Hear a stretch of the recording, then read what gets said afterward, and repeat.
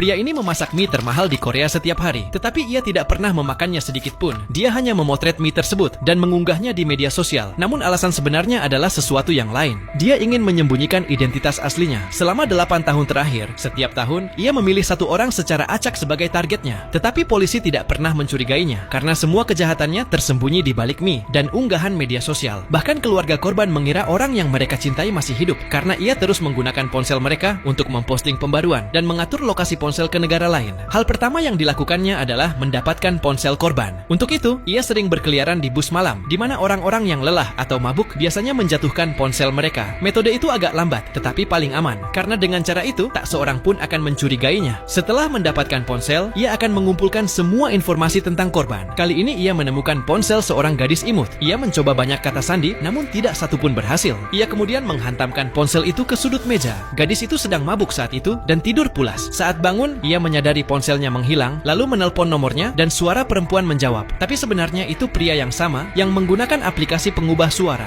dan mengatakan bahwa ia menemukan ponsel itu di bus, tapi ponselnya sudah rusak. Kemudian ia memberi alamat toko reparasi ponsel dan menyuruh gadis itu untuk mengambil ponselnya di sana. Gadis itu tidak curiga sedikit pun. Ia pergi ke alamat yang diberikan. Itu adalah bangunan tua terbengkalai yang hampir tak ada orang yang datang. Saat masuk ke toko, ia melihat ponselnya dan layarnya memang rusak. Penjaga toko yang sebenarnya pria yang sama memberinya sebuah formulir. Ia harus mengisi semua detail di dalamnya. Yang paling penting adalah kata sandi ponsel. Gadis itu ingin ponselnya cepat diperbaiki, jadi tanpa pikir panjang, ia mengisi formulir tersebut. Sekarang pria itu memiliki semua informasinya. Ia mengganti kamera ponsel, memasang layar baru, membuka kunci ponsel dengan kata sandi, dan diam-diam memasang sebuah virus di dalamnya. Sekarang setiap data gadis itu akan langsung terkirim padanya. Sebelum pergi, gadis itu bahkan berterima kasih. Ia tidak mengetahui bahwa sekarang setiap tindakan, setiap panggilan, setiap pesan, bahkan arah kamera ponselnya sedang dipantau. Dalam beberapa hari, pria itu tahu semua tentang kehidupannya, dari kebiasaan, percakapan, bahkan rahasia yang tak ia sadari sedang direkam dari ponselnya. Di malam hari saat gadis itu tidur, pria itu mengendalikan ponselnya dari jarak jauh. Ia memeriksa semua pesan dan aplikasinya. Setelah mengumpulkan semua informasi, pria itu mulai merencanakan langkah berikutnya.